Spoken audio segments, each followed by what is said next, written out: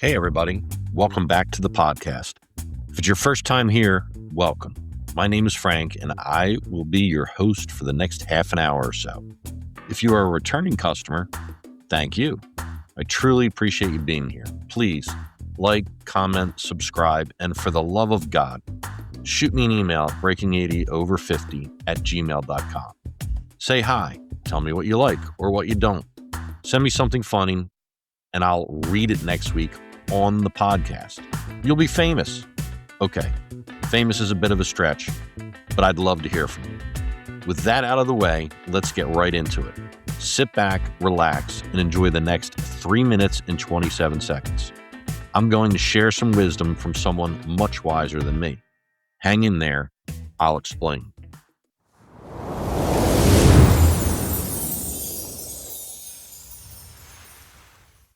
Golfers in American society, though, tend to be people who are used to getting what they want.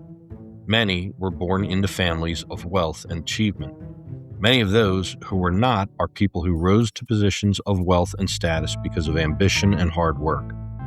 They expect to master golf just as they've mastered everything else in life.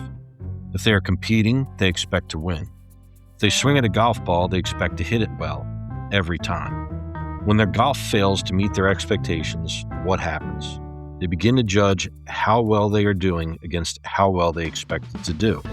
They get angry at themselves. They tie themselves up in knots. This is not to say you should not think about hitting every ball to the target and believe that every shot will do just that. You should. But there's a fine difference between believing that the ball will go where you want it to go and expecting that it will and being upset if it doesn't. You have to put expectations out of your mind by the time you get to the first tee. On the first tee, you should have 2 immediate goals. One is to have fun. The other involves the process of playing, not the results. The goal is to get your mind where it's supposed to be on every shot. If you do that, you'll shoot the best score you're capable of shooting that day, whether it's 67 or 107. Having fun shouldn't be so difficult. You are, after all, out in the fresh air. You are playing in what amounts to an emerald park. Clipped grasslands, according to one theorist, have been the most soothing and emotionally satisfying habitat for man since the first humans dropped out of the trees. You are presumably in good company, the company of other golfers. You have a chance to strike a little ball and send it flying straight and true against the sky, an act that seems to resonate pleasantly somewhere deep within the human brain. There are the reasons you initially liked golf, even though you couldn't play it very well. Savor all of them as you play. Let the joy of the game come to you. Shooting the best score you're capable of on a given day requires that, to paraphrase something that's become trite, you become your own best friend, or in this case, a good caddy and pro to yourself. Can you imagine someone paying a caddy to berate him after a bad shot in this fashion? You left that putt short. You're a wimp, no guts. Can you imagine someone paying a teaching pro to get apoplectic and tell him he's an idiot for slicing the ball? Or to visit his hotel room after a bad round and remind him of all the mistakes he made that day? No one would do it. Yet every time I play golf, I see people doing it to themselves. You have to be non-judgmental. You have to forgive and forget and be compassionate towards yourself. But in our culture, people, particularly high achievers, are taught to judge themselves harshly. They're taught that being compassionate towards oneself is weak and indulgent. There is a kernel of truth to this. There is a time and a place for tough self-evaluation, and you will not improve as a golfer unless you honestly examine your game and work on its weaknesses. But don't do it on the golf course. When a shot is done, it's done. The only constructive thing you can do about it is to hit the next shot as well as you can. That requires that you stay optimistic and enthusiastic.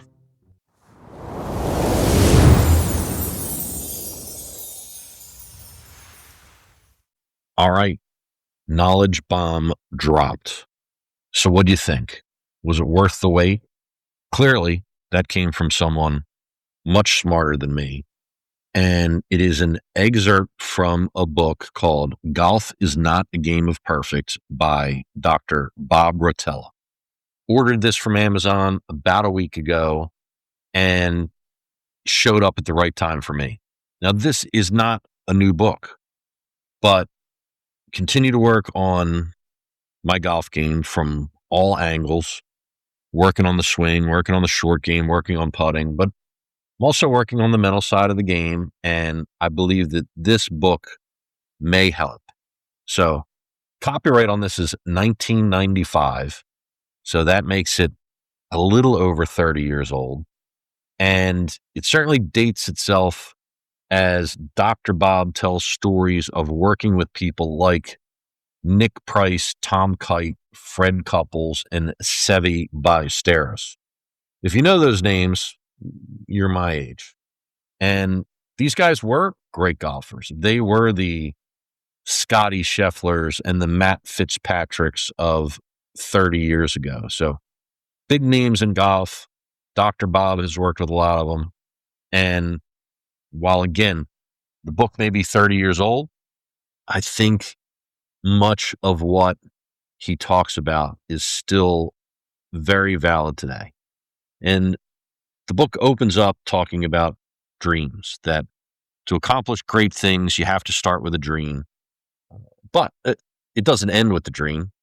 There's certainly hard work and effort that go into making these things happen. But for me, that dream is shooting around in the 70s. 79 would, yeah, that's the dream right now. And look, the reality is if at some point I do shoot a 79, there will be a new dream.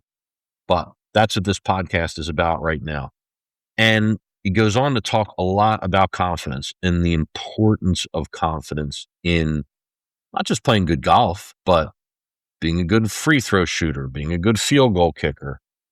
I think being good at lots of things in life boils down to being confident in your ability to get things done. Talks about how to develop that kind of confidence and makes some practical suggestions. So one of the things that he suggested when talking about developing confidence is that when you're on a putting green before a round and trying to get used to those greens, it's a good thing for your mind to see putts go in the hole. So he talks about making putts and making lots of short putts, 1 foot putts, 2 foot putts, just so you get the feeling and your mind sees putts going in the hole.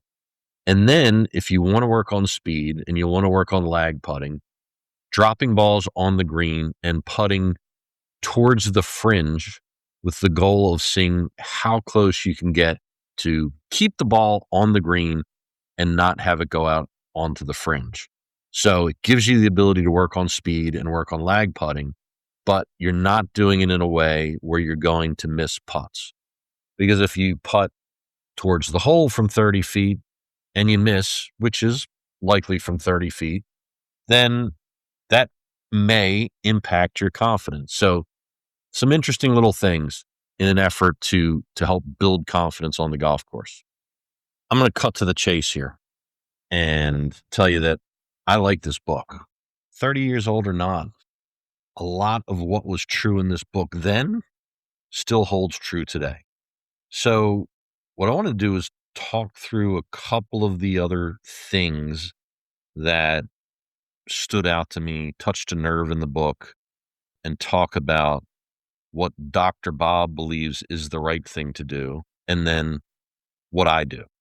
So one of the chapters is on practicing, and he breaks down the difference between, while practicing, the training mentality and the trusting mentality.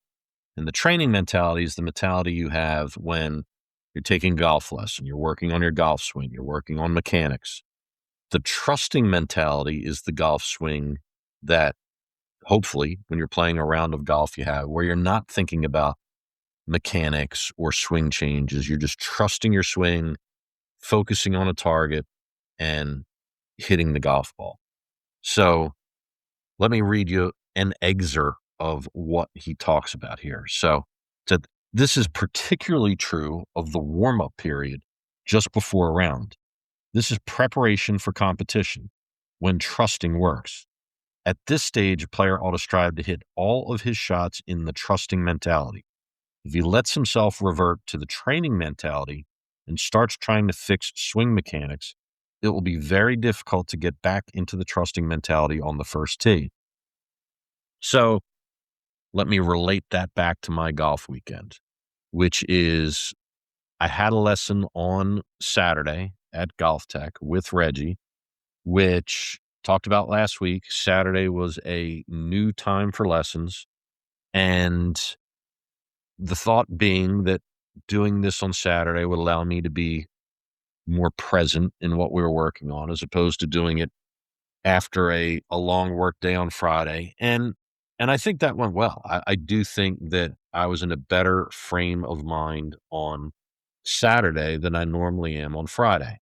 And we worked on short game, but specifically set up a shot for me that I believe was just inside of 100 yards, may have been 90 yards, asked me to take a couple of swings, and then went to the screen and went through an interesting process of basically putting down breadcrumbs or dots attached to the butt end of my golf club as I went through my backswing, and then dots again as my backswing ended and I swung down at the golf ball.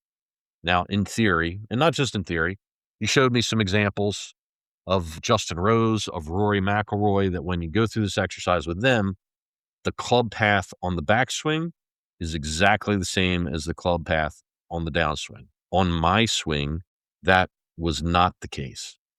Complete my backswing, and what we found is that I have a bit of a loop at the top of my backswing where my right shoulder comes forward, and as opposed to going straight down on the same line I came back on, I get steep from that point.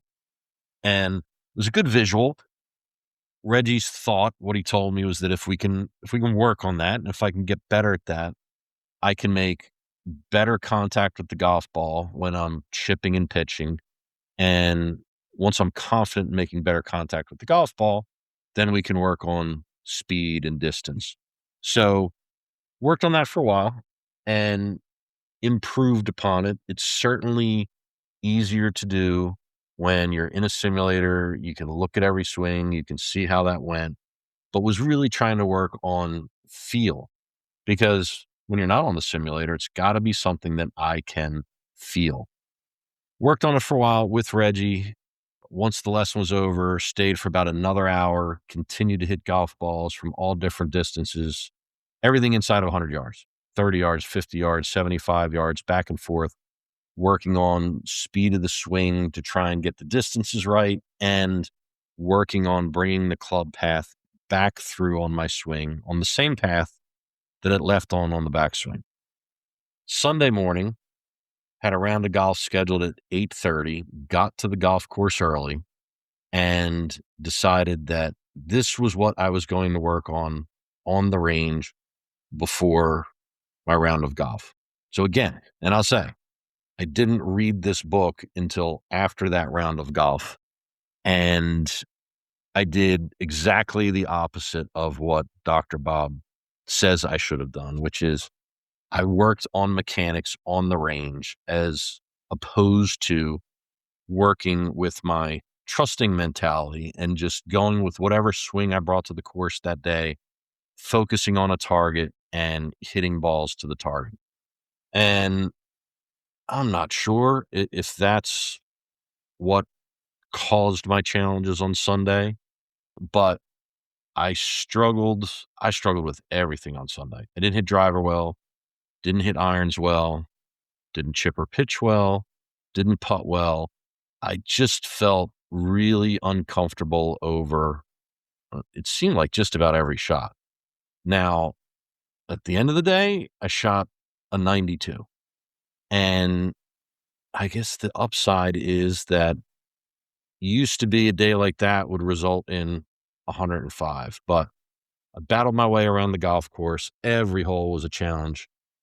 Shot 46 on the front, 46 on the back, but I was really frustrated on Sunday. And It's the first time in quite a while where I let those frustrations get to me and showed it on the golf course.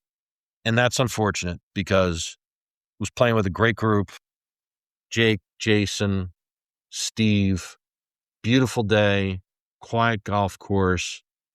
It kind of goes back it goes back to what I talked about earlier in the excerpt from the book. Having fun shouldn't be so difficult. You are, after all, out in the fresh air. You are playing in what amounts to be an emerald park. Clipped grasslands, according to one theorist, have been the most soothing and emotionally satisfying habitat for man since the first humans dropped out of trees. You are presumably in good company, the company of other golfers. You have a chance to strike a little ball and send it flying straight and true against the sky, an act that seems to resonate pleasantly somewhere deep within the human brain.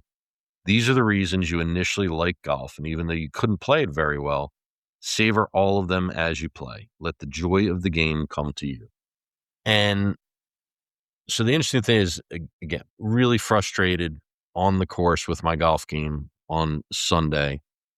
Got home Sunday, got a shower, got a few things done around the house, and then tuned in to watch Matt Fitzpatrick beat Scotty Scheffler in a playoff at the RBC Heritage, which was a lot of fun.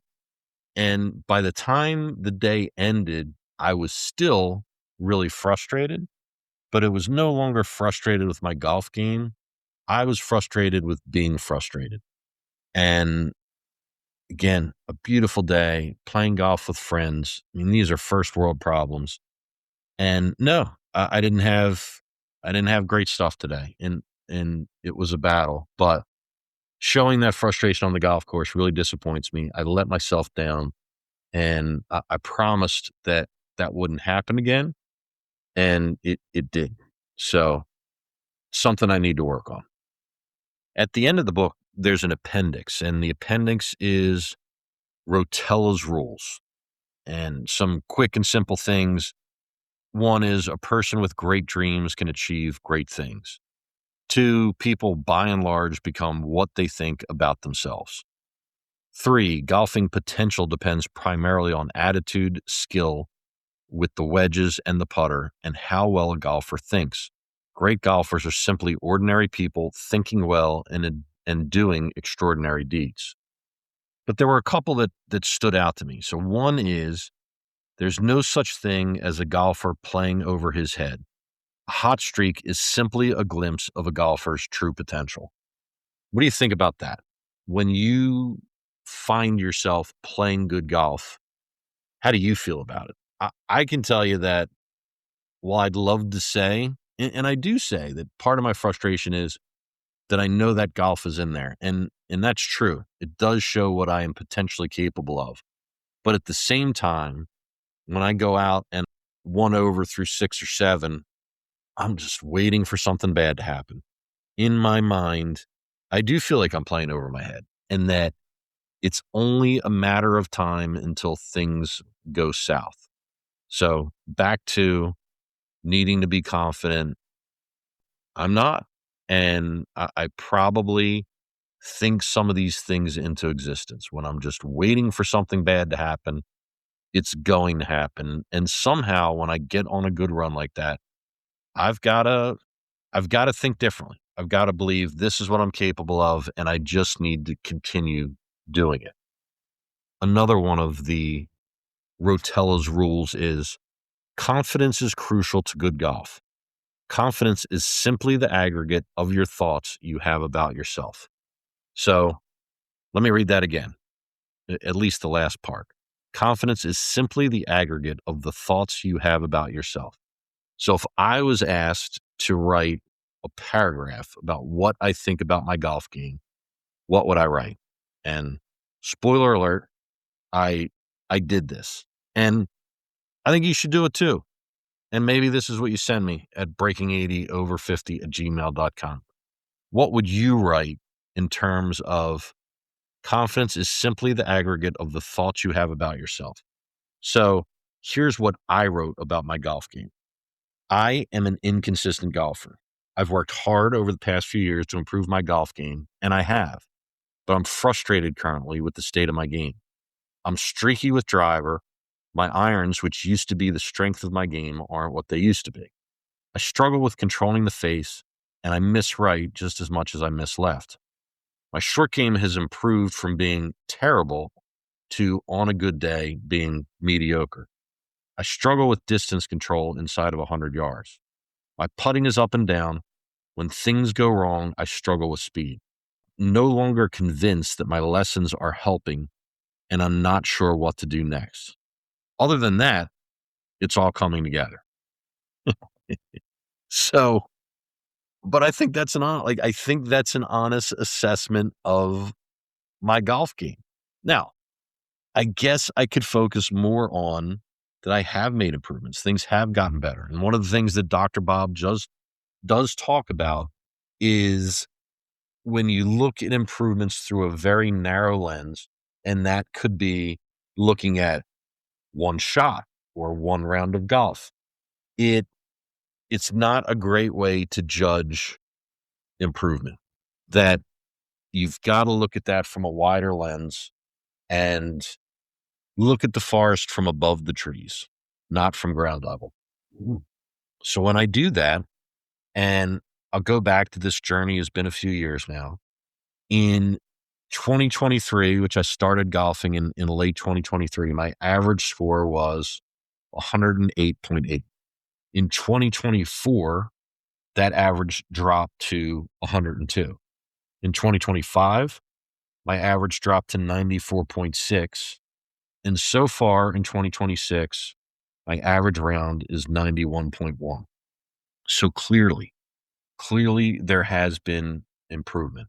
Clearly I am getting better, but I guess I'm impatient and it's slower than I'd like it to be. I play with people who are good golfers and this weekend, so played with Jason twice, played with Jake on Sunday. Jason is early 50s and he put up rounds in the 70s both days, Saturdays and Sunday. Jake is in his early 70s and he shot a 79 on Sunday. So both guys played some really good golf this weekend. And I know when I look, they have both been playing their whole lives. They've been playing golf for 40, 50 years. I've been playing for the better part of 3 or 4. And I know that. Intuitively, I know that. But I don't need to shoot in the 70s every round, but I would like to shoot in the 80s every round. I haven't had a round under 85 in about a month now.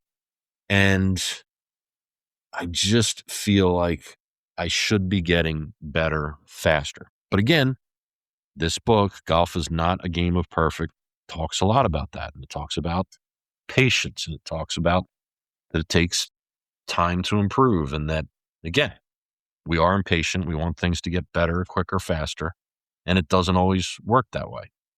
Here's another quick excerpt that I found interesting.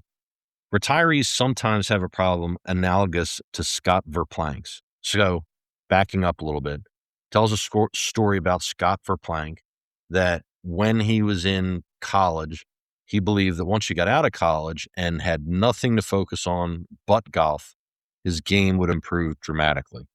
And what he found was that wasn't exactly true. When all he had to do was play golf, his game did not improve as much as he had thought it would, and he was frustrated by that. So anyway, back to the excerpt. Retirees sometimes have a problem analogous to Scott Verplank's. He expected his golf game to improve immediately once he finished school and could play all the time. Retirees often expect to get good after they stop working and don't have to confine their play to weekends. When it doesn't happen that way, it's often because they forget that golf remains a game. They practice more, but they also raise their expectations every time they step onto the course. They forget how to laugh off mistakes. So there are days that I can go out and laugh off mistakes on the golf course, but Sunday wasn't one of them. And that upsets me. It bothers me. It frustrates me that not every day is going to be a great day out there on the golf course. And again, I'm with friends. It's a beautiful day. Why can't I just go out there and have fun? Here's another one. A golfer cannot let the first few holes, shots, or putts determine his thinking for the rest of the round. This is an interesting one because if my first few holes don't go well, I do believe that that's the way the rest of the round's going to go. If my first few holes go really well, I believe it's only a matter of time until things go poorly. And another, golfers need selective memories, retaining the memory of great shots and forgetting bad ones. Selective memory helps a golfer grow in confidence as he gains experience and skill. So I'll throw that one out to you. What do you remember? Do you remember the great shots or do you remember the bad ones? And I think I remember a little bit of both. But for example, on Saturday, par 3, hit a shot to 2 feet of the flag, tapped in for birdie. That kind of shot, and I think what ends up happening is I feel like I got lucky there. And I'm happy. Trust me. I'll take tap-in birdies all day long. But I don't dwell on it because I feel like just got lucky and put one close and made a birdie. I don't believe it was a function of skill or aiming in the right place. So I don't think I really appreciate the victories. But if I'm in a bunker and it takes me 2 shots to get out, that I'll still be thinking about 3 holes later. So something else I need to work on is trying to celebrate the good things that happen more so than dwelling on the bad things. And another, golfers who realize their potential generally cultivate the 3 Ds: desire, determination, and discipline. The 3 Ps: persistence, patience, and practice. And the 3 Cs: confidence, concentration, and composure. So of those things, I certainly need to work on patience and practice. And I really struggle with the C's: confidence, concentration, and composure. Confidence is shaky. Once the composure goes, the concentration falls apart. So I'd say of the 3 D's, P's, or C's, I need to work on those C's: confidence, concentration, and composure. And finally, I'm going to have to, I don't know, write this down. I need to find a way to carry this with me to the first tee on each hole. And it's going to be more than I can put on a golf ball. But on the first tee, a golfer must expect only 2 things of himself: to have fun and to focus his mind properly on every shot. So I think that's the moral of this story. No one is forcing me to go out and play golf. I pay to go out and play golf every week. And I look forward to it. I think about it during the week when, even as frustrating as my Sunday round was, I just can't wait to get back out there and play again. So I do love the game. I just need to be able to go out each and every week and find the fun in it. And whether I shoot 78 or 108, I've got to be able to laugh, smile, and have fun. And the next piece of that is just being present in each and every golf shot. And that's not an easy thing to do.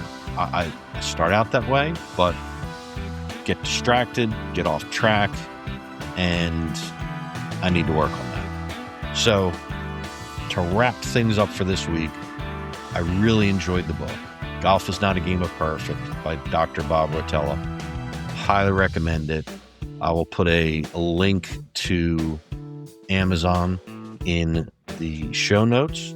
If you're younger than the book, don't let that bother you. I know you won't recognize some of the names, but I think if you want to get better at this game, yeah, a lot of it goes into swing and practice and understanding golf shots, but I do think there's a big piece to the mental side of this game.